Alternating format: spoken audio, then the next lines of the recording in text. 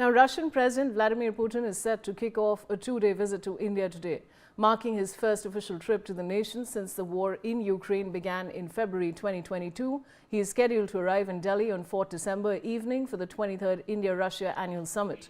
During this state visit, he will hold talks with Prime Minister Narendra Modi and discuss a range of regional and global issues of mutual interest. This bilateral meeting is crucial as several agreements are expected to be signed, which will strengthen the economic partnership between the two nations. Specific sectors of interest are trade, economy, healthcare, academia, culture and media. This visit comes in the backdrop of a sharp deterioration in India's relations with the US. Following arrival in Delhi, Putin will attend a private dinner hosted by PM Modi at his official residence on Lok Kalyan Marg. Putin's main engagements are scheduled for tomorrow. Now let's take a look at all the times when Russia stood with India against terrorism. Of course, viewers, so let me just get you the details.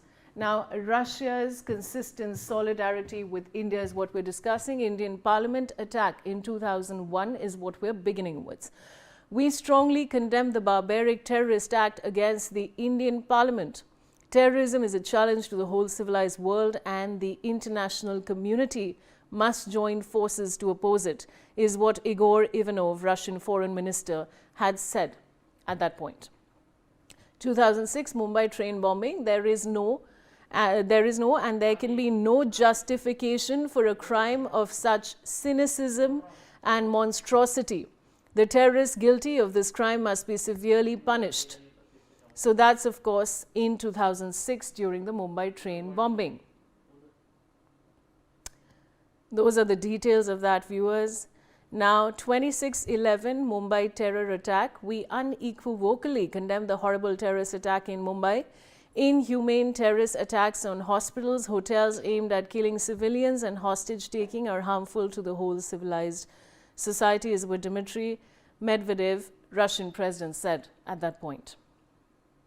The 2016 Uri terror attack. Russia strongly condemns this cruel terrorist attack. We grieve with the friendly Indian people and convey words of sincere sympathy and support to the families of the deceased soldiers. That's Vladimir Putin saying that, the Russian president, of course, in 2016. The Pulwama terror attack in 2019, there's a statement from Vladimir Putin again.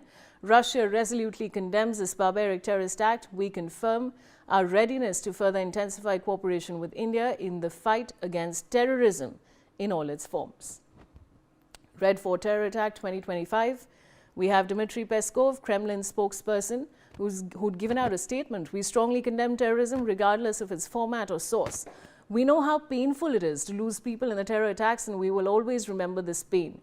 Only way to combat terrorism is to have international cooperation. The Red Fort terror attack 2025, the most recent. Dmitry Peskov has given a statement. We strongly condemn terrorism regardless of its format or source. We know how painful it is to lose people in the terror attacks, and we will always remember this pain. Only way to combat terrorism is to have international cooperation. So that's, of course, all the statements that came out from Russia, viewers, and they've always stood by India when it comes to the matter of terrorism. I have Brigadier Rajan Jamwal. He's a retired he's retired, of course, and he's a defense expert joining me on the broadcast. Welcome to the broadcast, sir, and I want to begin by your opening comments. We've always had a lot of cooperation from Russia when it comes to the topic of terrorism. What do you have to say?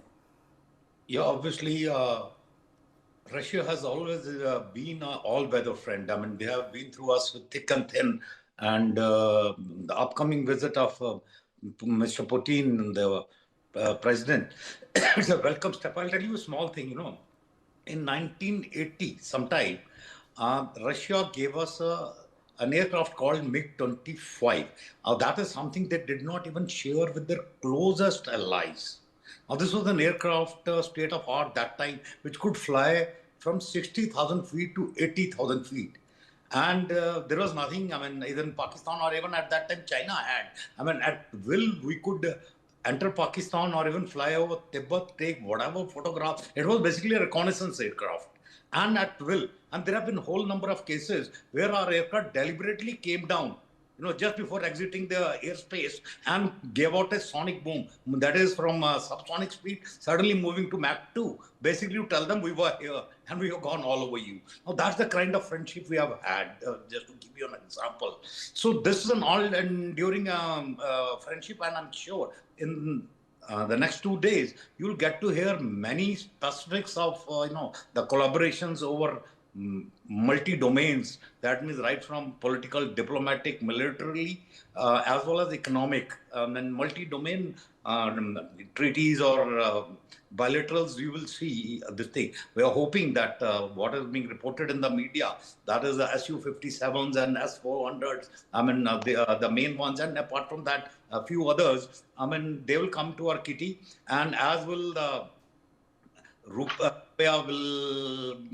be recognized in Russia, and so would reciprocatory Mir, that is their payment system, will get integrated, and there's a whole lot of other economic, activities which are on the horizon. And I'm sure next 2 days are going to be very exciting for all of us. Yeah, over to you.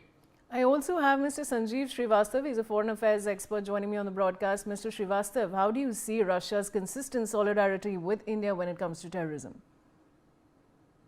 Well, India-Russia, a special and privileged strategic partnership is a time-tested relationship. And whether it is dealing with this menace of terrorism or dealing with any other challenges and conspiracies against our nations, Russia has stood by the side of India in every situation. It's all-weather friendship. It's a time relationship. And that is why we call this partnership as a special partnership, as a privileged partnership. And obviously, this partnership, despite all upheavals in the international community, and whether this changes in modern times or during the Cold War time, India and Russia relationship remained intact, and it got strengthened even year by year. And I must say that despite growing uncertainties, uncertain strategic environment, and growing arms rates, and all sorts of negative and uncertain atmosphere which is prevailing in the international community, India-Russia relationship shall remain intact. And you will see that during this visit also, the kind of friendship, the kind of partnership India and Russia has, a kind of bonhomie the both leaders, Prime Minister Modi and President Putin has, this will be quite visible this evening and tomorrow during the day. And I must say that India-Russia relationships future is as bright as ever. And I believe that after this visit, and when these two nations are going to be participating in the 23rd India-Russia Annual Summit, this relationship will attain a higher trajectory, and the outcomes of this visit will be very, very significant. And I think it will be a very constructive outcome. So in my assessment, whether it is this issue of terrorism, this challenge of terrorism, or our cooperation in the defense sector, or energy sector, and many other sectors, I think it's all going to grow only. And you have seen, and we all have witnessed, that no matter what kind of, whatever the pressure United States of America put on us, or European capitals put on us, it did not make any change in our relationship. Rather, I would say that the more pressure they have put, the Western countries have put on India, the relationship between India and Russia has got even more stronger. And India has, our trade relationship with Russia at this point of time has attained the volume of $68 billion. And if you look at our trade volume before this Russia-Ukraine war, before February 2022, it was about $6 billion. So I think this has seen our commercial ties, our financial ties has seen a multi-fold enhancement. And we are not only buying oil, but we are buying also fertilizers. We are buying many other critical and necessary items from Russia. And this relationship has also got transformed. And India obviously has done this kind of a trade with Russia, knowing the growing disruptions in the global supply chains, particularly the energy supply chains, and the kind of disruptions it was facing. India decided to buy more oil from Russia, and obviously Russia provided that oil on a discounted rate. So I think we did this in our national energy security interest, and we did it. But obviously also we did it for our friendship with Russia too. And and Russia has, as we are discussing, that whether it is 1971 India-Pakistan war or UN resolutions and conspiracies hatched by Pakistan and other countries to encircle India at the UN forum, Russia, stood by us every time, each time, as a strong pillar of support in a UNSC or UN or anywhere else. So, like a true friend, when Russia came under pressure in February 2022, when the Russia-Ukraine war began, India provided our help and support to Russia like a true friend. So I think the biggest strength of this India-Russia relationship is the factor of trust, I would say. And I would say that this kind of relationship is a very rare, and I must say that no matter whatever scenarios unfold in future in the international community, this relationship, India-Russia relationship, which I would re-emphasize the fact that it's a time-tested relationship based on trust, is going to grow only, is going to get strengthened only.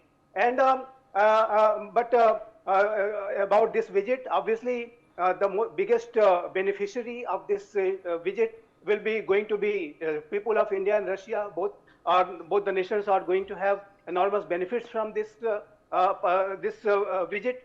But this visit will also send a very clear message to the international community, and obviously the message will go all across. And one message also will go very clearly to every capitals of the world, particularly the Western capitals, that India's strategic autonomy, India's, whether it is economic issues or the defense issues or the foreign policy issues, the strategic autonomy, this idea of strategic autonomy has remained the key cornerstone of India's strategic thinking, and it is still there and shall remain in future too. And with which country India will decide to have a good relationship or whatever the kind of relationship we want to have, it will be our own decision. It will be the decision taken by our government.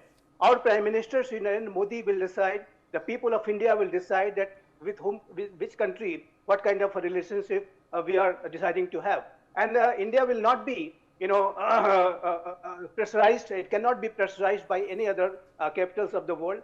And that is the key and the whole essence of this idea of strategic autonomy. And that we have again always exercised. And you have seen these visuals of Tianjin summit too. But having said that, let me say that with regard to our relationship with the United States of America, that relationship is also very significant. And I believe that that relationship is a relationship between the two largest democracies on the planet, having shared values, shared interests, shared opportunities, shared challenges. But India-US relationship cannot be, cannot be analyzed, cannot be, understood properly with the third prism. If anyone, any leader, any world power will evaluate India-US relationship, particularly the Trump administration and its establishment, if they will try to understand this relationship with the third prism, with Russian prism, I think they will reach to the wrong conclusion always. And the Trump administration has made a mistake by by analyzing this relationship with a Russian prism, and that is why they have reached a wrong conclusion, and that's why they have imposed 25% tariff, unnecessarily, putting India into the Russia-Ukraine conflict,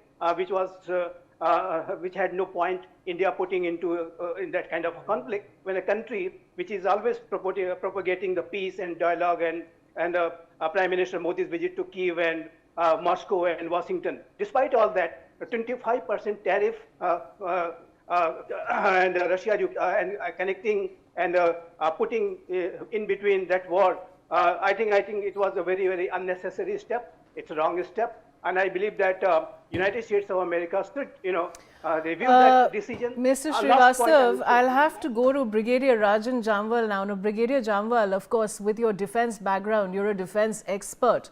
We all know about Russia's military prowess, and of course, these are all these statements that we are playing out. But what is that one thing, and Putin's not a man who can be swayed. I mean, once he decides on something, Russia is a very powerful country when it comes to its military prowess. What can India and Russia do together to sort countries like Pakistan out? Because Pakistan clearly doesn't get the message in one shot. Obviously, Pakistan, in fact, not in one shot, will never get the message, unless it is absolutely, it disintegrates. It is just 17-year-old. So in the history of the world, I mean, it's almost a newborn, and unfortunately, it is destined to die before it actually grows up. It has refused to grow up. It is still childish. I mean, the way they're what they call a hybrid democracy, they make a mockery of the whole thing.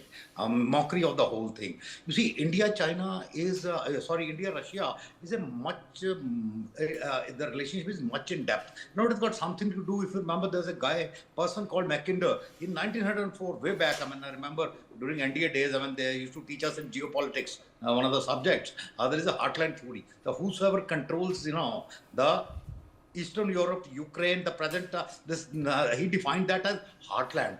He says because this area is inaccessible by sea, he controls the world island. And how he defined the world island? It is Asia, Europe, and Africa combined. He called it the world island. Whosoever commands the world island, commands the world. Now, all during the Cold War, I mean, a little going back into history, you see, the American strategy has also been defined by this thing, because this is contrary to what you see the people who say that maritime superiority is everything. This theory advocated a land-based superiority. Now, where Russia must come together in this is, there is an amalgamation of both this Mackenzie theory as well as the maritime theory. Now, we have the access to the seas. I'm thinking strategically. Russia de facto controls the heartland. It de facto controls the heartland during USSR time. It directly controlled, now it indirectly controls the heartland. Now, if both the theories synergize, I mean, this is what we can together control the world. Now, this is what it is coming to. I mean, the background I was telling you, this is what it is coming to. And as such, the Pakistan becomes irrelevant. It is already irrelevant in international affairs, but overall, it absolutely becomes irrelevant, because once the Russians go together in strategic affairs, I mean, there is a very big potential of us together controlling the whole world the way the NATO and the others had been doing it for now. Almost a century now, they have been doing it. This could all get reversed. This could all get rid of. America knows this. The US knows this. That is why they are trying to prevent this. Now, this could lead to, the endless possibilities you can imagine. So this is where the deep strategic impact of Russia and India strategic collaboration, this is where it lies. And I think this is where it is heading. So we need not worry about Pakistan or something, they are just irritants in the way. Yeah, Mr. Sanjeev, I think he wants to say something.